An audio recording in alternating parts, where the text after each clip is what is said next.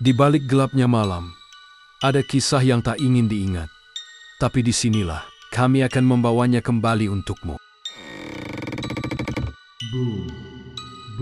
Selamat datang di Boom, tempat misteri dan ketakutan bersatu.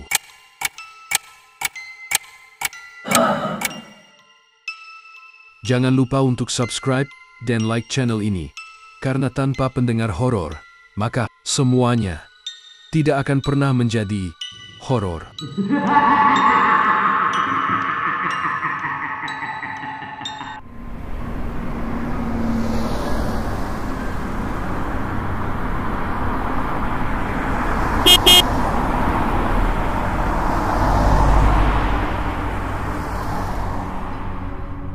Sore itu, langit Sumatera mulai memerah.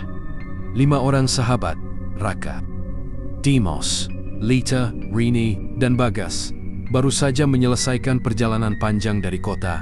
Mereka berencana menuju air terjun Lembah Seribu, tempat wisata baru yang belum ramai orang tahu. Namun, nasib berkata lain. GPS di ponsel Raka tiba-tiba kehilangan sinyal, dan petunjuk arah mengantar mereka masuk ke jalan kecil yang diapit hutan lebat di kiri kanan.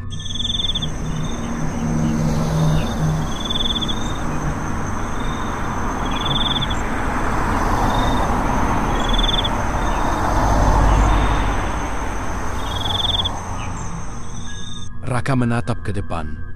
Jalan makin sempit, rumput liar mulai menutupi aspal. Tapi Bagas di kursi depan tertawa kecil. "Santai aja, Ra. Ini cuma jalan pintas." Lita di belakang langsung menimpali dengan nada was-was. "Kok sepi banget sih? Dari tadi nggak ada rumah sama sekali." Rini diam. Tatapannya tertuju pada papan kayu tua di pinggir jalan yang tertutup semak. Huruf-huruf di papan itu pudar, tapi samar-samar masih bisa dibaca. Hutan larangan, diluahi batas jiza.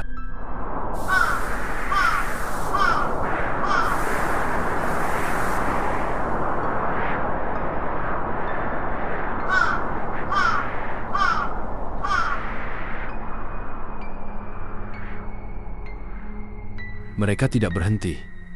Raka terus menekan gas. Sampai akhirnya, mobil terguncang keras. Ban depan terperosok ke tanah berlumpur.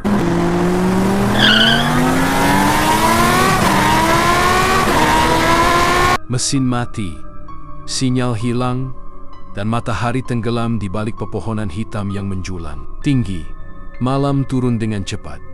Kabut merayap di permukaan tanah seperti tangan-tangan dingin yang menyentuh kaki.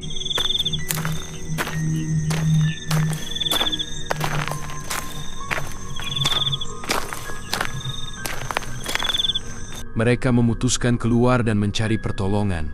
Tapi setelah 15 menit berjalan, mereka sadar jalan yang tadi mereka lewati tak lagi ada. Tanah di belakang berubah menjadi hutan rapat, ranting-ranting, seolah menutup jalan keluar. "Tadi kita lewat sini kan?" kata Dimas dengan suara gemetar. Tak ada yang menjawab. Hanya suara serangga malam dan bisikan pelan, tidak jelas.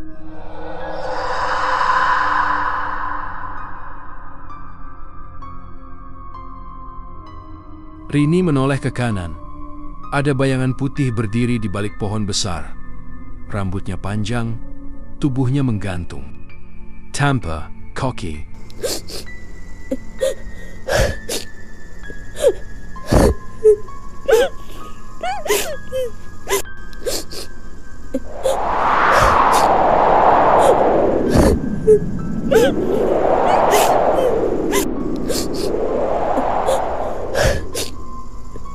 Rini menjerit keras, membuat yang lain panik. "Lari! Lari! Ke arah sana!" teriak Raka.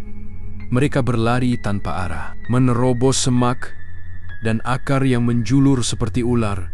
Tapi hutan itu tak habis-habis. Langit di atas tak lagi terlihat.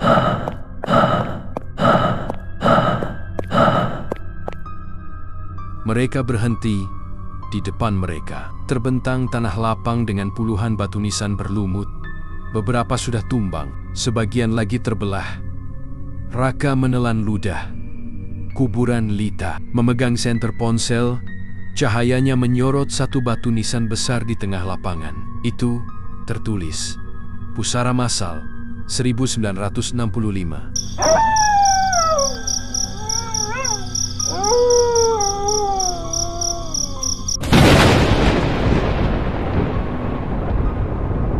Satu persatu mereka merasakan udara berubah. Dingin menusuk dan bau menyengat, seperti bangkai yang membusuk lama. Tiba-tiba, tanah di depan mereka bergerak. Salah satu nisan retak, dan dari celah tanah muncul tangan hitam penuh lumpur. Lita menjatuhkan senter. Cahaya berputar liar di tanah, memantulkan wajah pucat.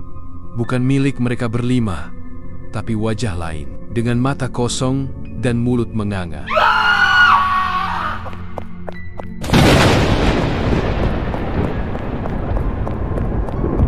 Mereka lari lagi, tapi hutan seolah menutup jalan di setiap arah. Suara, tangisan dan tawa anak-anak mulai terdengar dari antara pepohonan. Rini jatuh tersandung akar, lututnya berdarah. Saat Raka menolongnya, dia menatap tanah di bawah Rini dan melihat tulang tengkorak menonjol keluar dari lumpur. Kalian tidak seharusnya di sini. Raka sadar, mereka telah memasuki tempat yang tidak menerima tamu hidup.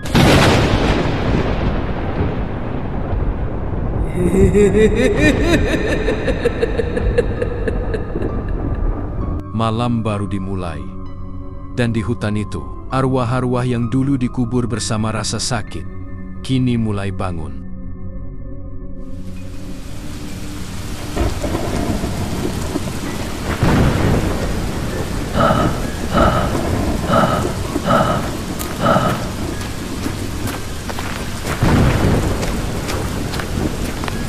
Malam semakin pekat, kabut makin tebal. 5 sahabat itu kini terjebak di antara hujan, deras dan kuburan tua yang membentang seperti lautan kematian. Mereka berlindung di bawah pohon besar, mencoba menenangkan diri. Raka menatap ke langit. Air hujan membasahi wajahnya. Dimas duduk diam, menggigil.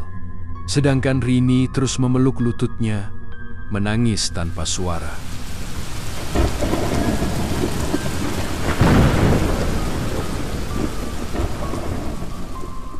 Kita harus cari jalan keluar besok pagi, ujar Raka, berusaha tegar.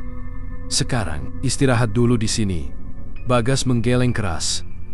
Gila kamu, istirahat di kuburan? Nggak ada tempat lain. Apa? Tapi hujan tak berhenti. Dan di sekeliling mereka, pepohonan seperti menutup rapat semua jalan keluar. Akhirnya, mereka membuat api kecil dari ranting kering. Cahaya oranye menari di wajah mereka yang pucat.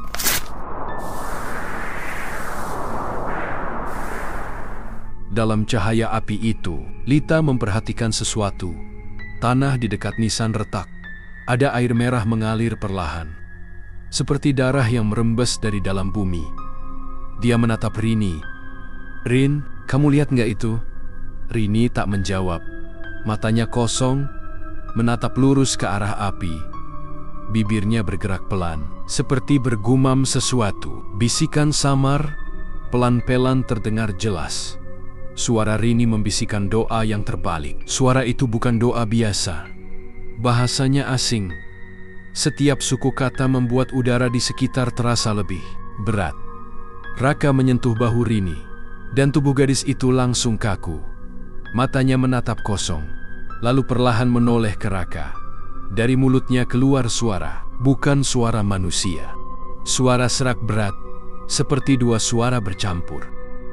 Kalian tak boleh di sini. Semua membeku. Rini tersenyum, tapi senyum itu salah. Senyum yang terlalu lebar, terlalu dingin. "Kalian menginjak tanah kami," katanya dengan nada datar. "Tanah ini sudah basah dengan darah kami."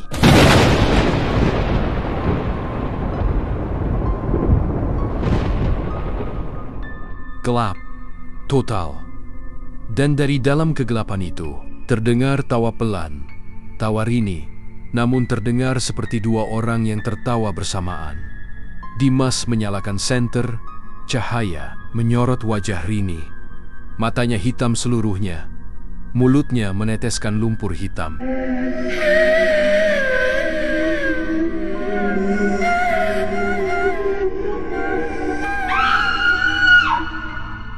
Raka mencoba menahan tubuh Rini yang menggeliat keras, namun kekuatannya tak wajar.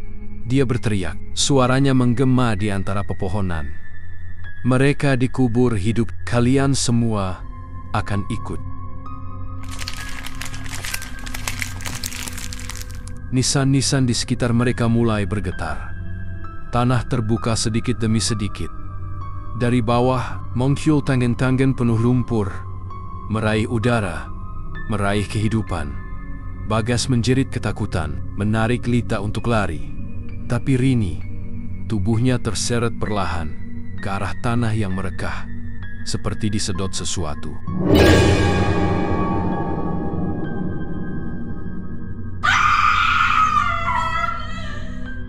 Raka berusaha menariknya, tapi yang tersisa hanya jejak tangan berlumpur di tanah. Rini menghilang. Hujan berhenti seketika. Hening.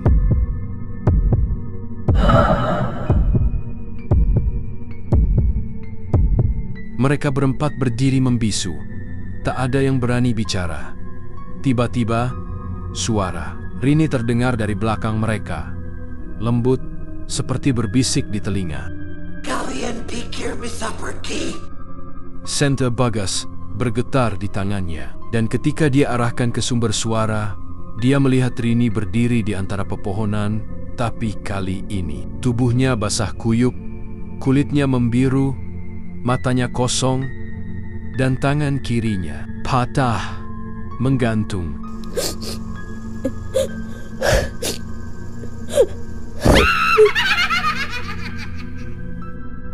Lita berlari duluan, Dimas menyusul.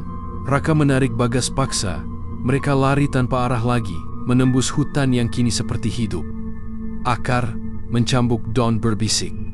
Dan dari jauh, terdengar ribuan suara arwah menangis. Pulang. Dan di antara semua itu, suara Rini, atau entah apa yang ada di dalam dirinya, terus mengikuti, memanggil nama mereka satu persatu.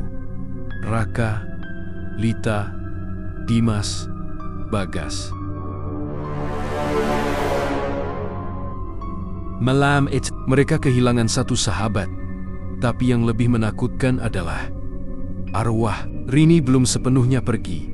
Dia masih di hutan itu, memandang mereka dari balik kabut.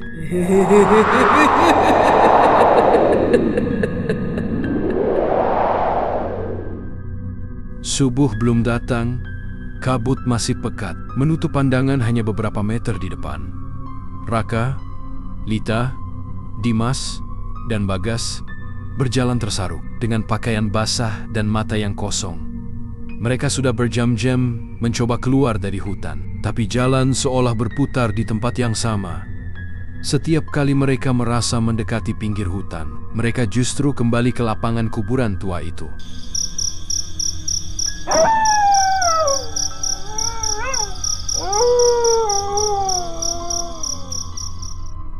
Ini bukan hutan biasa, gumam Dimas. Kayak kita dikurung. Raka menatap ke arah pohon-pohon besar di sekitarnya. Batangnya hitam, seolah terbakar sebagian. Dan dari beberapa batang, seperti ada bekas goresan jari manusia. Lita berjalan paling belakang, menggigil sambil memeluk tas kecilnya. Dia berhenti ketika mendengar sesuatu. Suara langkah tambahan di belakang mereka. Pelan, teratur. Bukan hewan.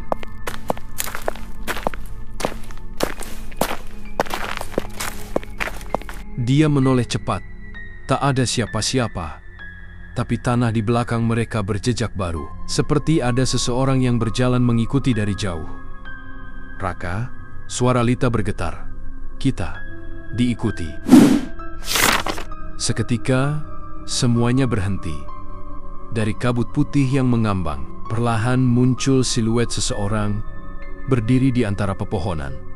Kurus, kaku, kepalanya miring ke satu sisi. Rini, lirih, Bagas. Siluet itu tidak menjawab.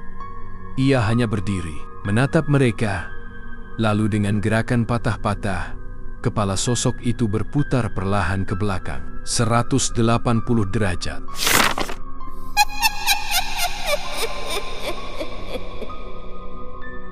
Mereka berlari lagi, tanpa arah, tanpa tujuan. Sampai akhirnya, di tengah hutan lebat itu, mereka menemukan gubuk kayu tua. Pintu depannya setengah terbuka, jendelanya digerayangi lumut.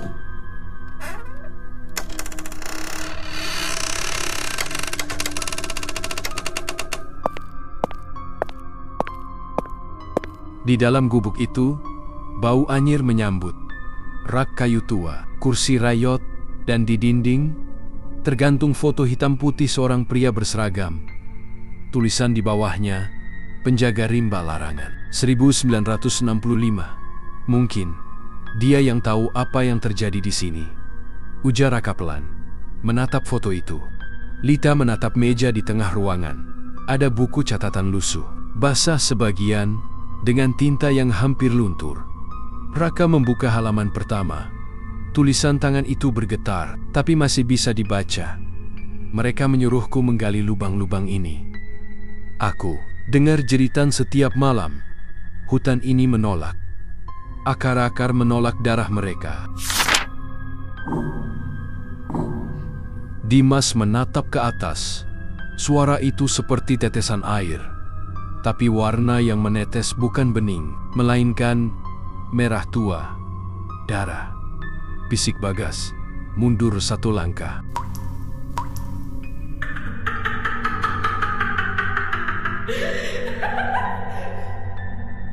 Dari sudut gelap ruangan, ada mata. Sepasang mata terbuka lebar, menyala merah di antara bayangan. Tubuhnya menempel di dinding, menatap mereka dari atas. Keluar. Suaranya pelan, tapi bergema. Keluar. Sebelum akar menutup jalan,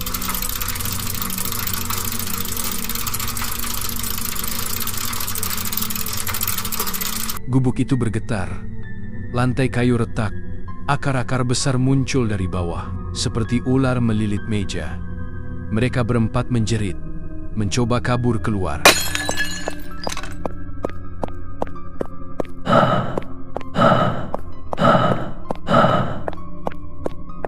Begitu keluar, gubuk itu ambruk ke tanah. Ditelan akar-akar raksasa. Kabut semakin pekat, dan udara terasa lebih berat.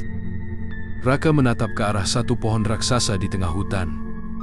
Batangnya berwarna hitam pekat, seolah terbakar, tapi masih hidup.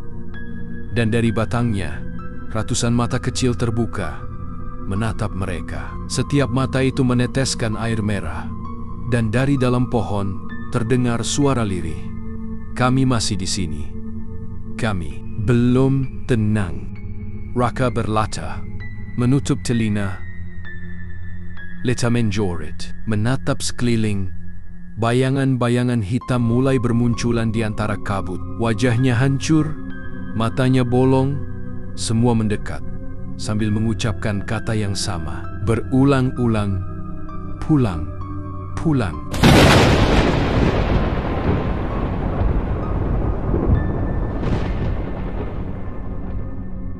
Tiba-tiba semuanya hening, tak ada suara, tak ada angin. Dan ketika mereka menatap lagi ke arah pohon hitam itu, pohon itu sudah hilang. Yang tersisa hanyalah lubang besar di tanah, seperti bekas kuburan raksasa. Raka menatap ke dalam lubang itu, dan di sana dia melihat wajah Rini, tersenyum. Tapi kali ini, wajah itu ada di setiap tubuh mayat yang terkubur di dalamnya.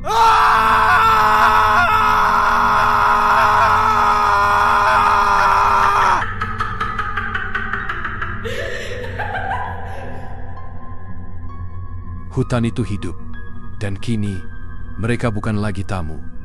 Mereka bagian dari rimba larangan.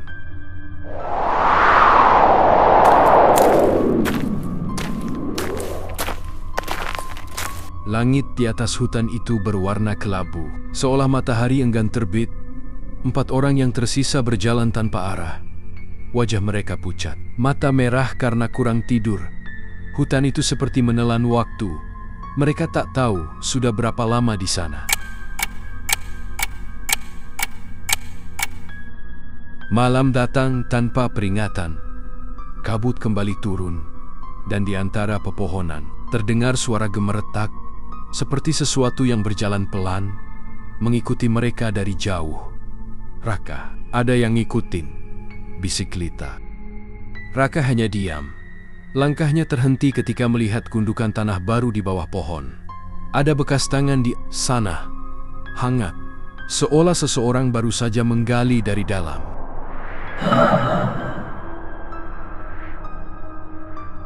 Tiba-tiba udara berubah. Raka merasakan seseorang berdiri tepat di belakangnya.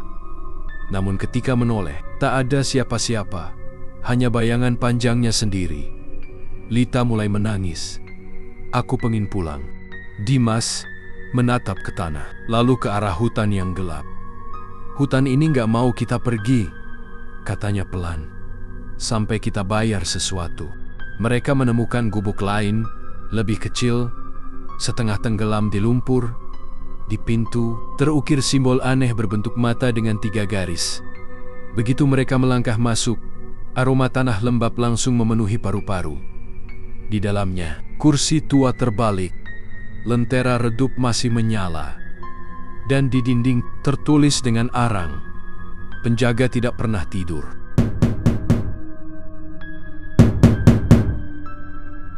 Bagas menatap jendela.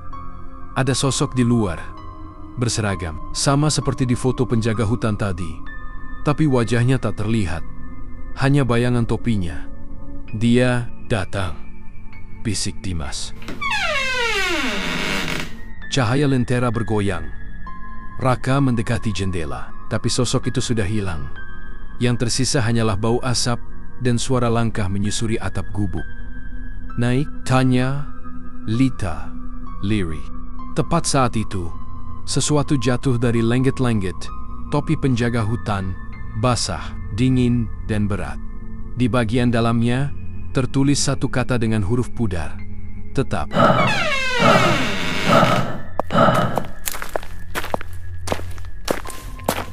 Mereka tahu, penjaga itu masih di sini. Bukan manusia, bukan roh biasa. Sesuatu yang bertugas memastikan tak ada yang keluar dari rimba ini. Hidup-hidup, lentera, padam, gelap, total. Satu lagi harus diam. Raka memanggil nama teman temonia satu-satu. Tak ada jawaban, hanya Lita yang berdiri di dekat pintu, matanya memandang kosong. "Penjaga sudah memilih," katanya datar.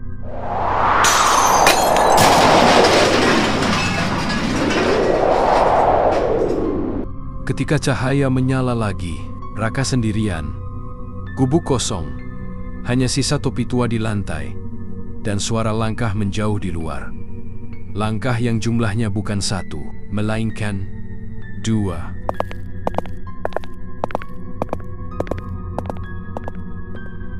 Hutan itu memungut mereka satu persatu, tanpa suara, tanpa darah. Dan setiap kali seseorang menghilang, suara-suara di pohon makin tenang. Karena di rimba itu, yang terlarang bukan hanya jalannya, tapi rahasianya.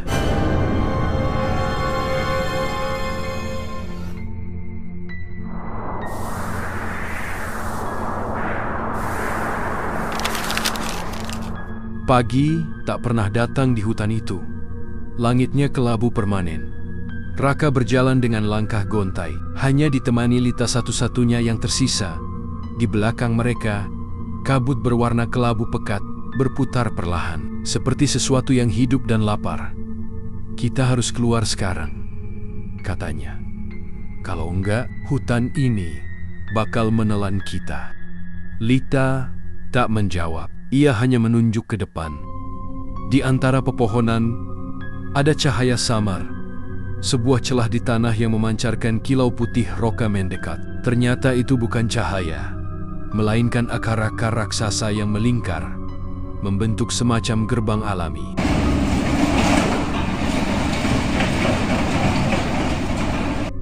Mereka itulah jalan terakhir. Namun udara di sekitar gerbang bergetar aneh. Dari balik akar terdengar bisikan-bisikan halus. Yang pergi harus menggantikan yang tertinggal. Raka menatap Lita. Mata gadis itu berkaca-kaca. Wajahnya lelah. Tapi di matanya ada sesuatu. Sebuah keputusan. Kalau ada yang harus tinggal, biar aku. Raka menggeleng. Tapi sebelum ia sempat bicara, suara dari hutan memotong percakapan mereka. Suara langkah banyak orang berderap seperti iring-iringan. Aroma tanah basah dan dupa tua memenuhi udara. Dari kabut muncul sosak-sosak bayangan, wajah pucat, mata kosong, pakaian compang-camping. Arwah-arwah penghuni kuburan massal berjalan mendekat, perlahan, menunduk, seolah menuntut keadilan. Raka menarik tangan Lita, berlari ke arah gerbang akar. Akar-akar itu bergerak, seakan menimbang mereka. Tolong, biarkan kami pulang.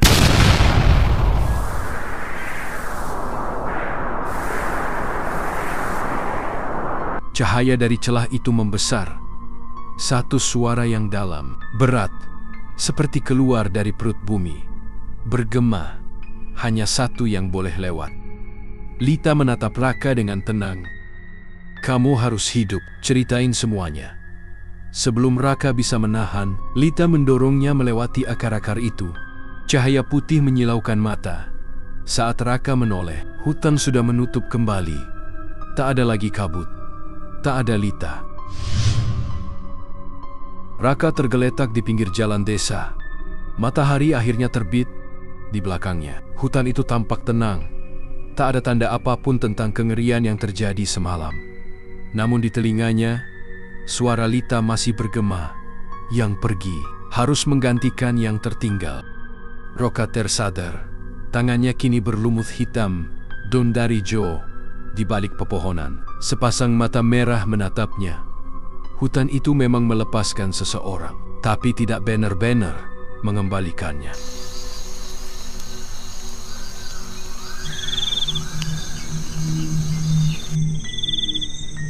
3 hari setelah ditemukan di pinggir jalan desa, Raka belum mengucapkan sepatah kata pun. Tubuhnya kering, seolah seluruh air di dalamnya tersedot keluar. Mata kosongnya menatap hutan yang tampak jauh di balik jendela rumah kepala desa. Dia cuma bilang satu hal waktu sadar. Kata warga, hutan itu belum selesai.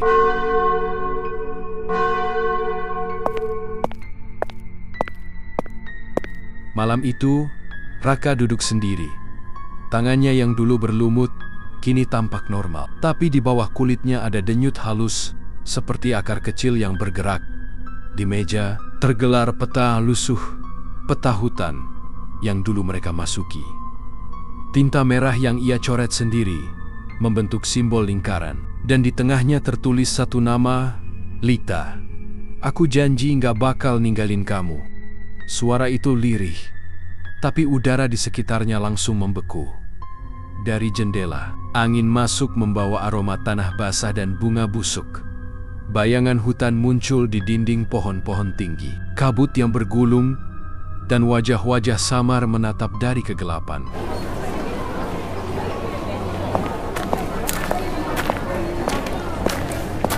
Raka berdiri.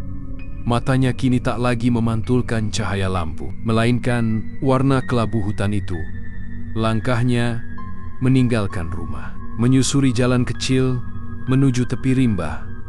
Semakin dekat, suara-suara itu makin jelas. Nama-nama teman-temannya disebut satu persatu, diikuti tawa yang serak dan nyaring.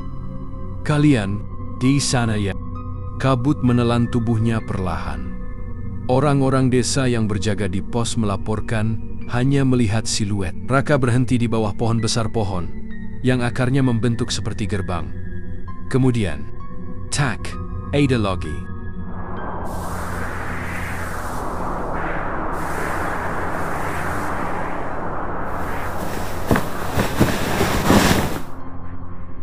Keesokan paginya, di tempat yang sama, tanah tergali sedikit, seolah baru ditutup kembali. Tak ada jejak Raka. Hanya sebatang ranting dengan pita merah muda milik Lita yang terikat di ujungnya.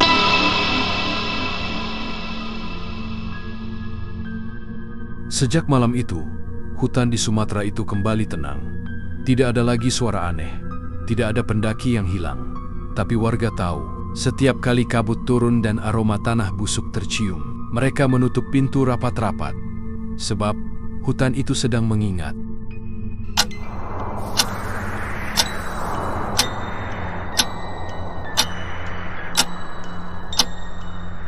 Cerita sudah berakhir, tapi bayangannya masih ada di sekitarmu. Bu.